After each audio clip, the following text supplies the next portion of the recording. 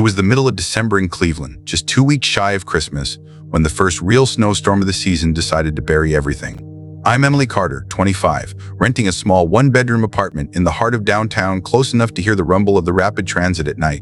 My job, though, is way out in the eastern suburbs, in one of those sprawling office complexes near Mentor. The kind of place that looks corporate and sterile during the day but turns eerily quiet after hours.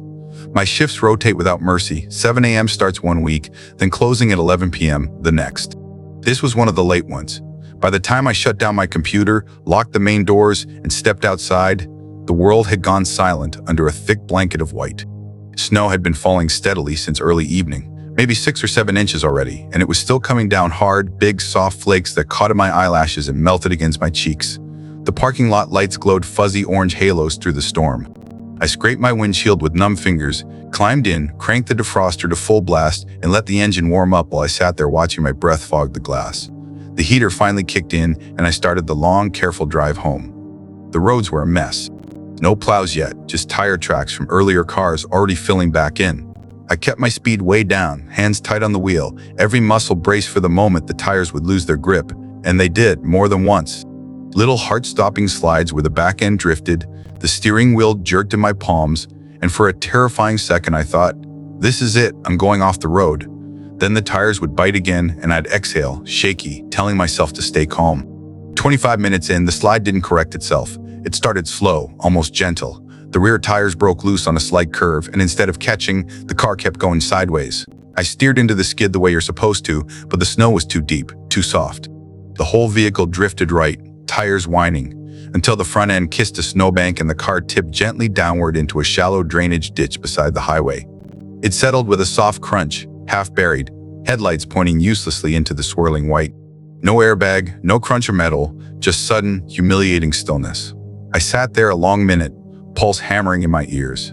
The dashboard clock glowed 11,037. I killed the engine to save battery, then pulled my knit hat low and stepped out. The cold hit like a slap. Wind howled low across the open fields, carrying snow that stung my face. My little hatchback looked pathetic. Snow already drifted halfway up the doors, taillights barely visible. I paced a circle around it, boots sinking, trying to figure out how bad it really was.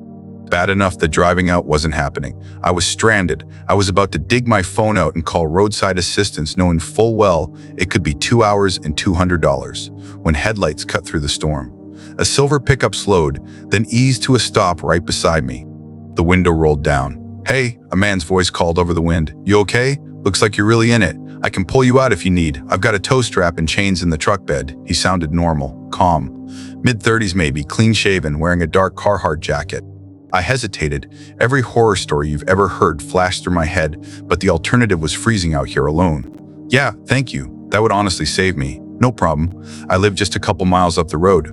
Give me 5 minutes to grab the hitch, and I'll be right back." He gave a small wave, rolled the window up, and pulled away. Taillights disappeared into the white curtain. I climbed back inside, locked the doors, and turned the heat on low to conserve gas. 5 minutes stretched into 10. Then 15. The cab started cooling fast. My mind wouldn't shut up. What if he changed his mind? What if he never intended to come back? What if he was the kind of person who stops for stranded women on empty roads at night for all the wrong reasons? I kept glancing at my phone.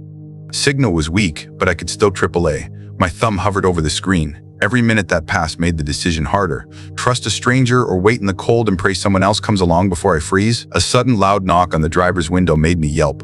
My phone clattered to the floorboard. A man stood right there, close enough that his breath fogged the glass. 2 thick jackets, hood up, scarf pulled high over his nose and mouth.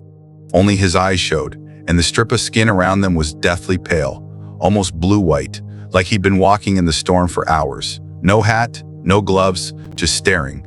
I cracked the window an inch. "Hi, I'm okay. Someone's already coming to help. They'll be here any minute." "Thanks anyway." He didn't answer, didn't move, just looked at me with those flat, unblinking eyes. My skin crawled, then click. The door handle. He was trying it. Panic exploded in my chest. I stabbed the window button, but his arm shot through the crack before it closed. Thick fingers found the lock. Pop. The door flew open. Cold and wind rushed in with him. I screamed, kicked at his chest, clawed at his arms. He was massive, easily 6'3", heavy through the shoulders. My hits did nothing. He grabbed both my wrists in one gloved hand, yanked me across the center console, and dragged me out into the snow. I landed hard on my back, air punched out of my lungs. Snow went down my collar, into my boots. He started hauling me backward, away from the road, toward the dark wall of trees that lined the ditch. My heels dragged useless furrows. I twisted, bit at his sleeve, screamed until my throat burned. No one was coming, no headlights, just me and him and the endless white. My strength was fading fast, legs kicking weaker, vision blurring with tears and snow. I thought about my mom, about the stupid little Christmas tree I'd set up in my living room, about how I'd never see morning. Then blinding light. Headlights flooded the scene, turning everything stark and surreal. A deep voice roared from the road, "Get the hell away from her, now!" The man froze. For one awful second he looked straight at me, eyes wide with something close to rage. Then he dropped me like I was burning and sprinted into the trees. Branches snapped, footsteps faded. Gone. I lay there gasping, shaking, snow soaking through every layer. Footsteps crunched closer. A hand, gentle this time, helped me sit up, then stand. It was him. The guy from the silver truck. He wrapped his own heavy coat around my shoulders without asking. The fleece was still warm from his body heat. He guided me back to his pickup, helped me into the passenger seat. The cab smelled like coffee and pine air freshener. He handed me a half-full travel mug. "It's still hot. Drink." I clutched it like a lifeline. The rest of the night is fragments, police lights flashing red and blue across the snow, officers taking statements, questions I answered in a numb monotone. The man, his name was Ryan, stayed the whole time, quiet, steady. He told them exactly what he saw when he came back around the bend. Said he'd had a bad feeling the longer he was gone, so he hurried. I don't know what would have happened if he hadn't listened to that feeling, if he'd taken his time, if he'd decided it wasn't worth the hassle. I still drive that stretch of road some nights. The office park looks the same, empty, silent, lights buzzing. But when snow falls heavy like that, I double-check my locks, keep my phone on the passenger seat, and never let the gas tank drop below half. And every time headlights appear behind me in the dark, I hold my breath until they pass, wondering if anyone else is out there tonight, watching from the trees, waiting for the next car to slide off into the ditch, waiting for the next person who trusts too easily. The winter cold hit hard that year in Rochester, New York. By mid-January, the snow had piled up so high against our windows that some mornings I couldn't even see the street. Everything outside looked frozen in time, buried under layers of white that seemed to swallow every sound. That particular Thursday night, the house felt different. Maybe it was because I was alone, or maybe it was the kind of silence that makes you notice things you usually ignore. My mom and dad had driven out to meet some old friends at a bar across town, something they rarely did. My younger sister Emily was sleeping over at her best friend's place, which left me with the whole house to myself. Normally, I would have loved that, but that night, something about the emptiness made me uneasy. I tried to shake it off. I made myself comfortable in the living room, wrapped up in this thick gray blanket my grandmother had given me years ago. The TV was on, some crime documentary I wasn't really paying attention to. The light from the screen flickered across the walls, casting strange shapes that moved every time the scene changed. I kept the rest of the lights off because I liked the cozy feeling it gave, though looking back now, that was probably a mistake. The only other sound in the house was the old grandfather clock in the hallway, ticking away like it had for the past 30 years. I remember staring at it for a while, watching the pendulum swing back and forth, almost hypnotic. I had just finished off a bowl of popcorn when I heard something that didn't belong. It was a knocking sound, faint but rhythmic, coming from somewhere below me. My first thought was the furnace. Our house was built sometime in the 70s, and it had all kinds of quirks. Pipes banged, floors creaked, the whole place seemed to groan whenever the temperature dropped. But this sound was different. It wasn't random. It had a pattern to it, like someone tapping their knuckles against wood. 3 slow knocks, then a pause, then 3 more. I muted the TV and sat there listening, my heart starting to beat a little faster. The knocking continued. It was definitely coming from the basement. I told myself it was nothing. Maybe something had fallen and was rocking back and forth on the concrete floor. But curiosity mixed with a creeping sense of dread pulled me off that couch. I stood up, still wrapped in the blanket, and walked slowly toward the basement door at the end of the kitchen. The kitchen tile felt ice cold even through my socks, and I could see my breath forming little clouds in the air. I reached for the basement door handle and hesitated. My hand hovered there for a second, and I don't know why, but I felt like I was about to cross some kind of line. I grabbed the handle, twisted it, and pulled the door open. The smell hit me first, that musty combination of damp concrete and old storage boxes that had been sitting down there for years. I flipped the light switch. The single bulb at the bottom of the stairs buzzed to life, flickering twice before staying on. The stairs looked steeper than usual, and the shadows they cast seemed to stretch and twist in ways that made my stomach tighten. I descended slowly, each wooden step groaning under my weight, announcing my presence to whatever might be waiting below. When I finally reached the basement floor, I stopped and looked around. Everything seemed normal at first glance. Cardboard boxes were stacked against the left wall, some labeled in my mom's handwriting with things like Christmas decorations and old photo albums. There was my dad's workbench near the back, cluttered with tools and half-finished projects he never seemed to complete. A couple of storage bins sat near the small window wells, and I could see the snow pressed up against the glass from outside.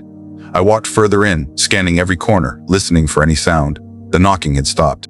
I checked behind the furnace, looked around the water heater, even nudged a few boxes to see if something had fallen behind them. Nothing, just dust particles floating in the light and the faint hum of the heating system. I stood there for a moment, feeling foolish. Maybe I was just on edge because I was alone. Maybe the house was just settling. I exhaled slowly, turned around, and headed back upstairs. I told myself to relax.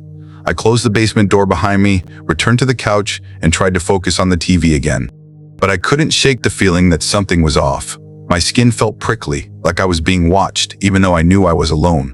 I pulled the blanket tighter around myself and checked my phone. No messages. I thought about texting my parents, but didn't want to seem paranoid. About 7 or 8 minutes passed, and I was just starting to convince myself everything was fine when the sound came again. But this time, it wasn't a knock. It was a crash. Loud, violent, like something heavy had been thrown across the room. Then I heard it, the unmistakable sound of a door being shoved open, metal hinges screeching in protest. My entire body went rigid. My breath caught in my throat, and for a few seconds, I couldn't move. The sound had come from the basement. There was no mistaking it. This wasn't my imagination. This wasn't the house settling. Something was happening down there. I forced myself to stand, my legs shaking beneath me. My mind immediately went to my sister's boyfriend, Derek. He had a key to the house and sometimes showed up unannounced. Maybe he thought it would be funny to sneak in and scare me. I clung to that thought as I walked back toward the basement door, my hands trembling. I opened it and called down the stairs, my voice coming out weaker than I intended. "Derek, is that you? This isn't funny." Nothing, just silence. I called again, louder this time, trying to sound more confident than I felt. "Seriously, if you're down there, say something." Still nothing. My heart pounded so hard I could feel it in my ears. Every instinct told me to turn around, to lock the basement door, to call someone. But I needed to know. I needed to see. I started down the stairs again, moving slower than before, each step deliberate and careful. The basement felt different now. The air was colder, sharp enough to sting my lungs with each breath. The light flickered again, casting the room into brief moments of darkness that made my pulse spike. When I reached the bottom and looked around, my stomach twisted into a knot. The workbench drawers had been yanked open, and papers were scattered everywhere, some crumpled, some torn. The boxes I had just seen neatly stacked were now toppled over, their contents spilled across the floor. Photo albums, old clothes, random junk, all of it thrown around like someone had been frantically searching for something. The storage bins near the window had been overturned, their plastic lids tossed aside. But what made my blood run cold was the door. The back door that led to our yard, the one my dad always kept locked, was wide open. Freezing air poured in, and I could see snow blowing inside, already forming a thin white carpet on the concrete. The glass on the door was fogged over, and beyond it, I could see the backyard, dark and still. And then I saw them. Footprints. Deep, clear boot prints in the snow, leading away from the door and out into the yard. Someone had been in my house. Someone had been down here just feet below where I had been sitting, and I hadn't known. The realization hit me like a punch to the chest. My hands went numb, and I felt like I might throw up. Whoever it was could still be nearby. They could be watching me right now from somewhere in the dark. I stumbled backward, nearly tripping over a fallen box, and ran to the door. I slammed it shut with both hands, my fingers fumbling desperately with the lock until it finally clicked into place. I pulled out my phone, my hands shaking so badly I almost dropped it. I dialed my mom's number and pressed the phone to my ear, listening to it ring once, twice, 3 times before she finally picked up. I could barely get the words out, my voice breaking as I tried to explain what I had found. She kept asking me to slow down, to breathe, but I couldn't. I just kept repeating that someone had been in the house, that the basement was torn apart, that there were footprints in the snow. She told me they were leaving right now, that I needed to lock myself in my room and not go back downstairs. I did exactly that. I stayed in my room with the door locked, sitting on the edge of my bed, staring at the doorknob and waiting for it to turn. Every creak, every sound the house made sent a jolt of fear through me. It felt like hours before I finally heard the front door open and my parents' voices calling my name. I ran downstairs and the relief I felt seeing them was overwhelming. My mom hugged me tight while my dad immediately grabbed a flashlight from the kitchen drawer and headed for the basement. I followed them down, staying close to my mom. My dad stood at the open back door, shining his light out into the yard, following the trail of footprints with his eyes. Without saying a word, he stepped outside. I watched him from the doorway as he moved through the snow, his flashlight beam cutting through the darkness. He followed the prints all the way to the back fence, then over it, and onto the narrow road that ran behind our property. A few minutes later, he came back, brushing snow off his coat.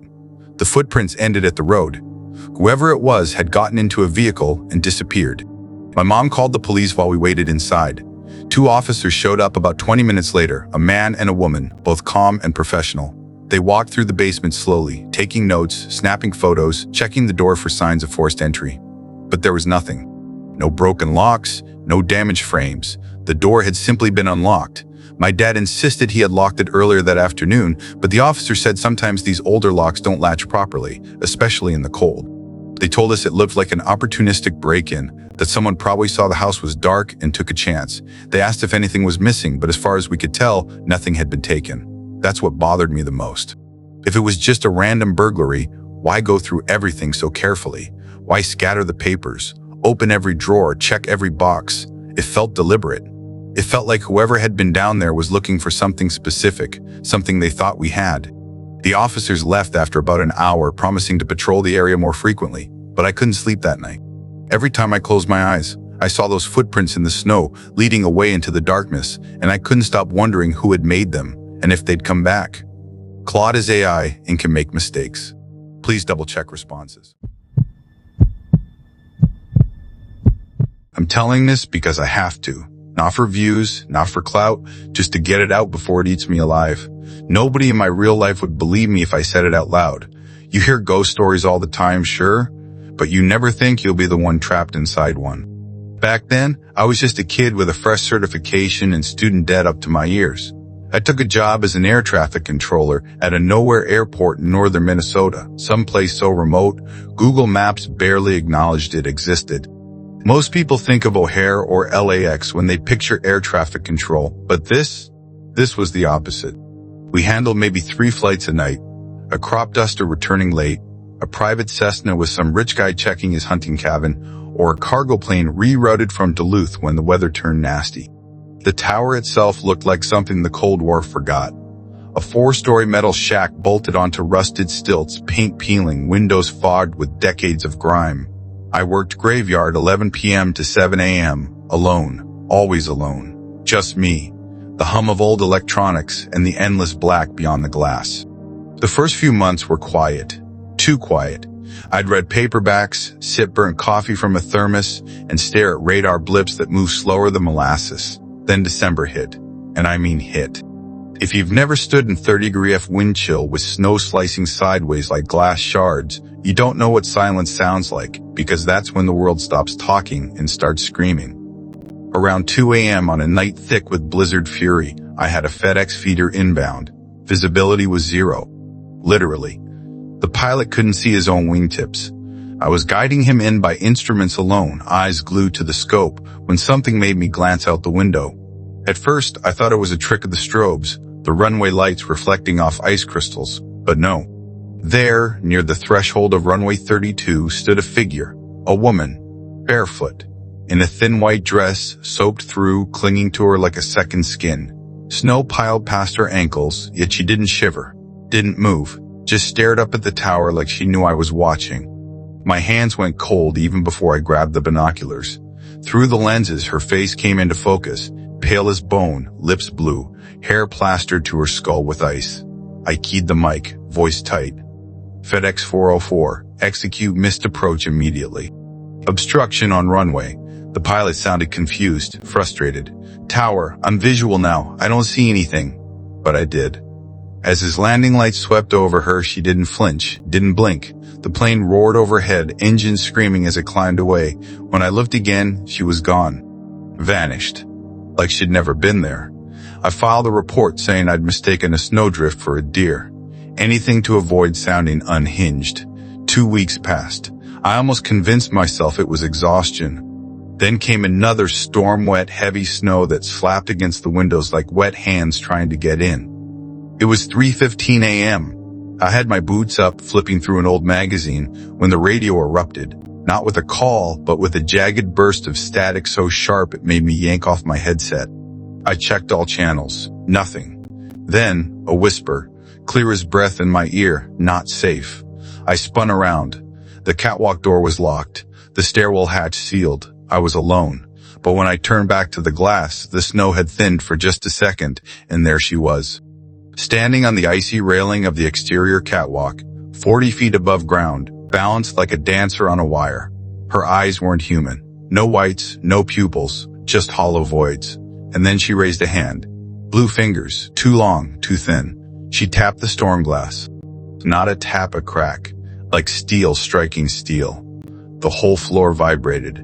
I lunged for the landline, dialing security with shaking fingers. "There's someone on the catwalk," I yelled. Miller, the overnight guard, sighed sleepily. "Kid, I'm watching the camera feed. No one's gone up there." Doors alarmed. "It hasn't tripped once." I screamed, "I'm looking right at her." But when I whirled back, the railing was empty, snow untouched, no footprints, nothing.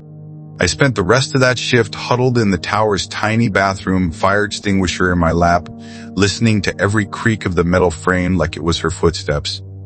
The silence after that felt heavier, like the building itself was holding its breath. Every time the wind howled, I flinched, expecting to see her face pressed against the frosted glass of the bathroom door. I didn't sleep, didn't eat, just sat there, knees pulled to my chest, replaying those black eyes in my mind. What scared me most wasn't that she was there. It was that she knew I could see her, that she was waiting for me to look. Miller found me at dawn, pale and trembling. He checked the catwalk himself. Clean snow, no signs of entry. I almost walked away right then, but rent was due, so I stayed. Told myself it was stress, imagination. Until late January, the worst blizzard of the decade shut the whole airport down. No flights, just me, monitoring systems in case pipes froze. Midnight. Power died in the terminal. Tower ran on backup lights, flickered but held. Outside, the airfield vanished into blackness. I kept my eyes on the radar, refusing to look out. Then, rattle. The server rack behind me shook like something was clawing its way out. I stood. Hello? Silence. Then the temperature plummeted.